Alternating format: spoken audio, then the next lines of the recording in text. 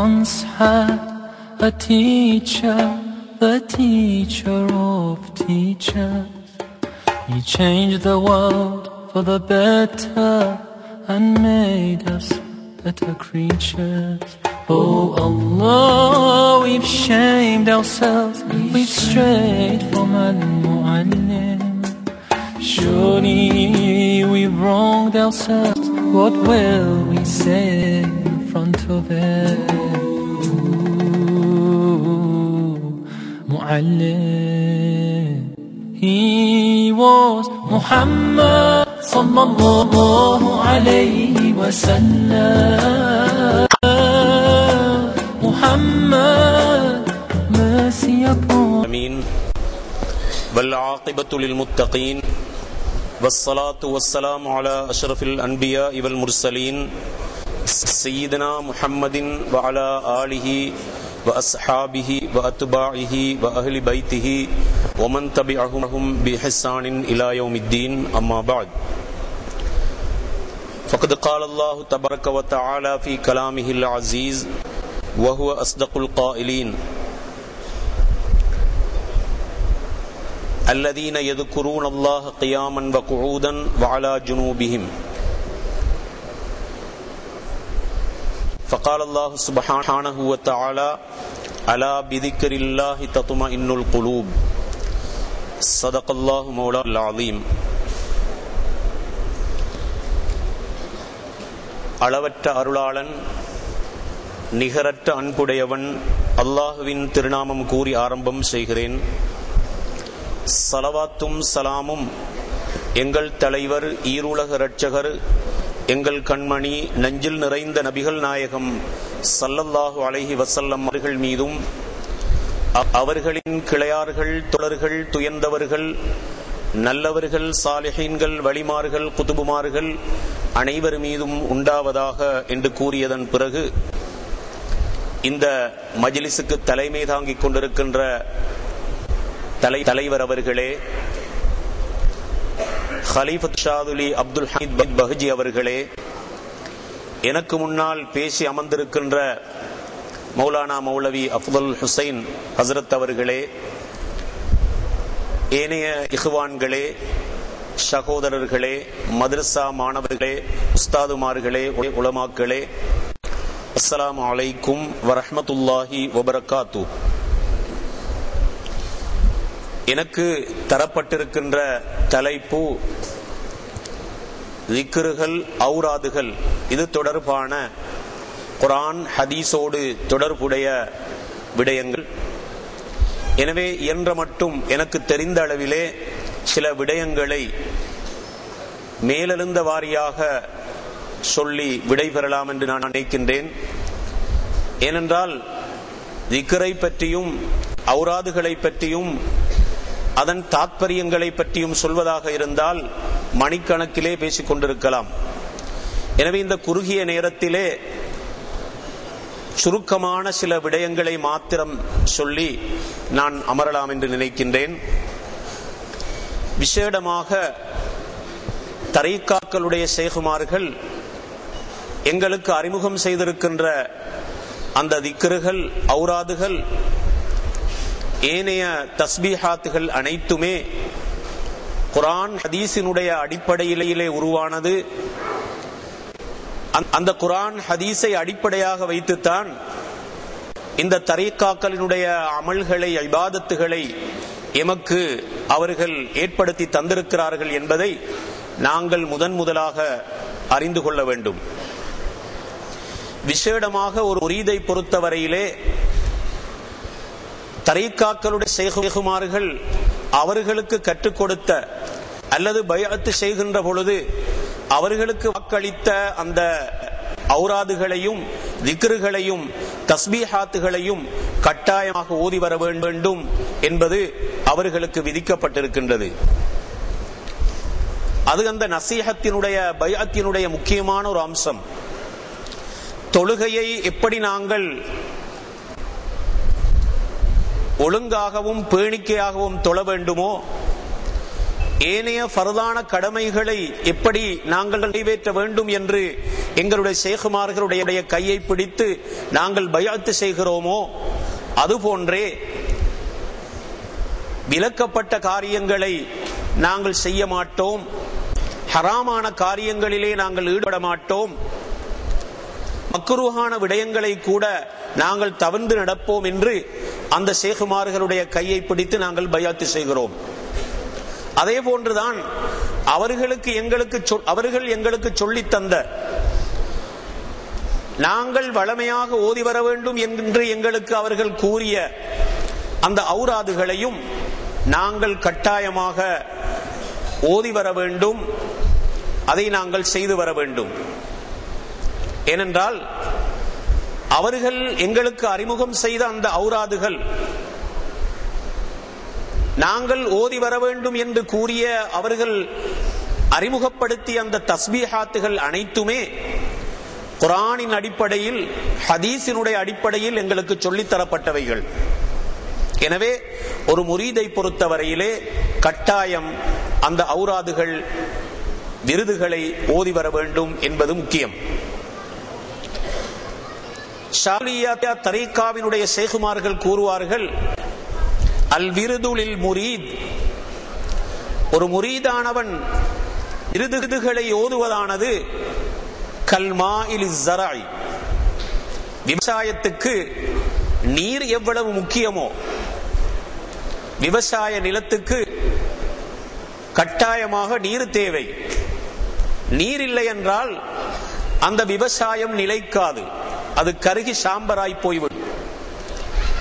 அதே போன்றுதான் ஒரு முரீதை பொறுத்தவரையிலே அவர்களுக்கு கொடுக்கப்பட்ட அந்த ஔராதுகளை, விருதுகளை, திக்ருகளை கட்டாயமாக அவர்கள் அவருடைய உள்ளம்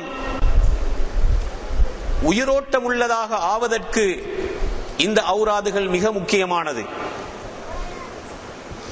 அதே போல திக்ரை பற்றி, திக்ர் எந்த அளவு முக்கியத்துவம் பெறுகிறது என்பதை பற்றி அல் குர்ஆனிலே அல்லாஹ் சுப்ஹானஹு தஆலா பல இடங்களிலே சுட்டிக்காட்டுகின்றான். அல்லதீன யذ்குரூன அல்லாஹ கியாமன் வ குஊதா, அவர்கள் அல்லாஹ்வை திக்ர் செய்வார்கள் நின்ற நிலையிலும் உட்கார்ந்த நிலையிலும் தங்களுடைய விலாப்புறமாக படுத்த நிலையிலும் அவர்கள் அல்லாஹ்வை திக்ர் செய்வார்கள் என்று குர்ஆன் கூறுகின்றது. அல்லதீன ஆமனு, ஈமான் கொண்ட விசுவாசிகள் யார் என்றால் வதத்மஇன்னு குலூபுஹும் பிதிக்ரில்லாஹ், அவர்களுடைய உள்ளம் அமைதி பெறுகிறது. உண்மையில் ஈமான் கொண்டு விட்டால் மட்டும் போதாது. மூமின்களுக்கு மத்தியிலே, முஸ்லிம்களுக்கு மத்தியிலே பல பிரச்சனைகள் இருக்கின்றன. குடும்ப ரீதியாக பிரச்சனைகள், வியாபாரத்திலே பிரச்சனை, வெளியிலே வந்தால் சமூகத்தோடு அவர்கள் நடந்து கொள்கின்ற பொழுது பிரச்சனைகள், சொந்தக்காரர்களுக்கு மத்தியிலே பிரச்சனை.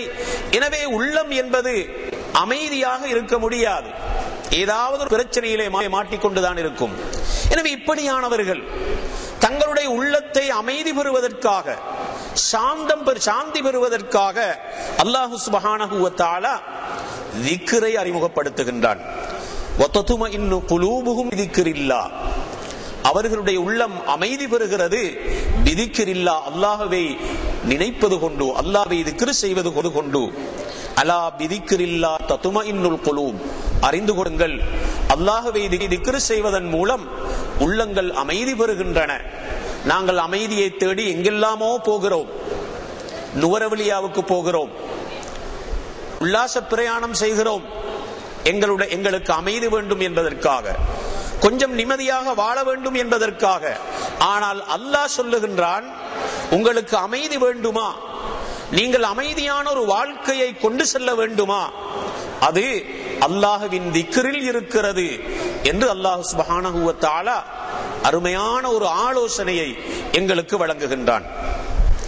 இன்னும் அந்த திக்ர் செய்பவர்களை பற்றி குர்ஆன் கூறுகின்ற பொழுது வذாக்கிரீன அல்லாஹ கஸீரம் வذாக்கிராத்,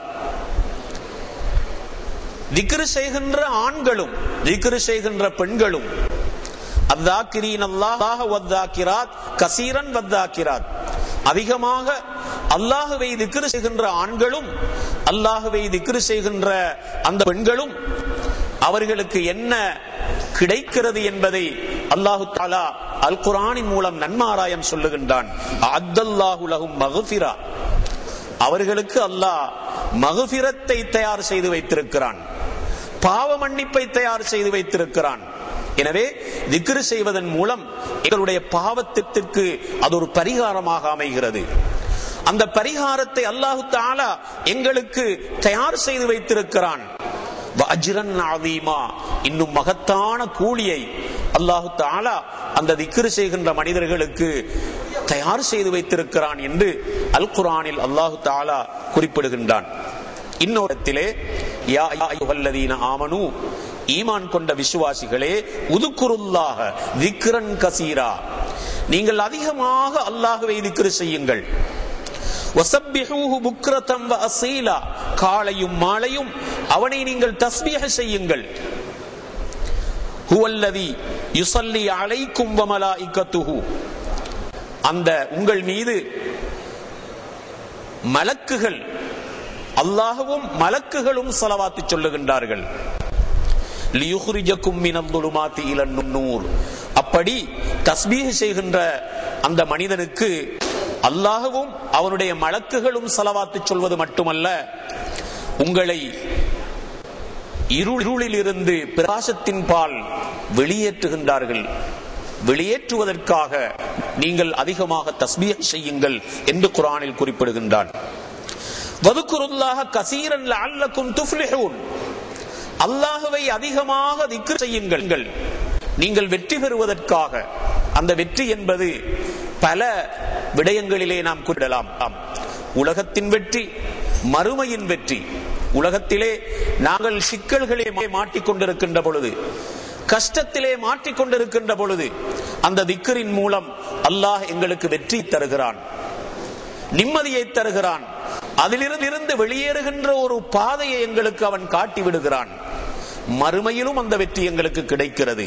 எனவே இப்படி திக்ரு செய்வதனால் ஏற்படுகின்ற அந்த சிறப்புகளை, திக்ரின் மூலம் எங்களுக்கு கிடைக்கின்ற அந்த மகத்தான நட்பேறுகளை அல்லாஹ் சுப்ஹானஹு வ தஆலா இப்படி காட்டுகின்றான். வத்குர் ரப்பக கஸீரா வஸப்பிஹ் பில் அஷீ வல் இப்கார், நீங்கள் அதிகமாக அல்லாஹ்வை திக்ர் செய்யுங்கள். வஸப்பிஹ் பில் அஷீ வல் இப்கார், காலையும் மாலையும் அல்லாஹ்வை தஸ்பீஹ் செய்யுங்கள். வத்குரூனி அத்குருக்கும், நீங்கள் என்னை திக்ர் செய்யுங்கள், என்னை ஞாபகப்படுத்துங்கள், உங்களை நான் ஞாபகப்படுத்துவேன்.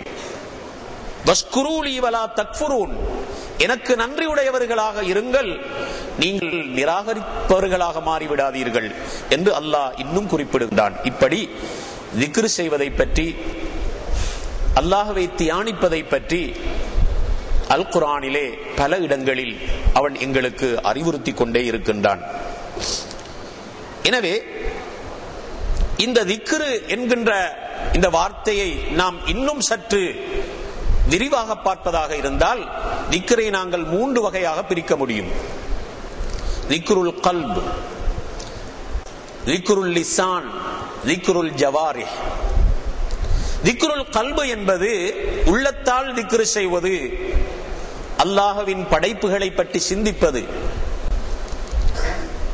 வான், பூமி, இப்படி அதிசயமான படைப்புகளை அல்லாஹ் உலகத்திலே படைத்து நிறைத்து வைத்திருக்கிறான்.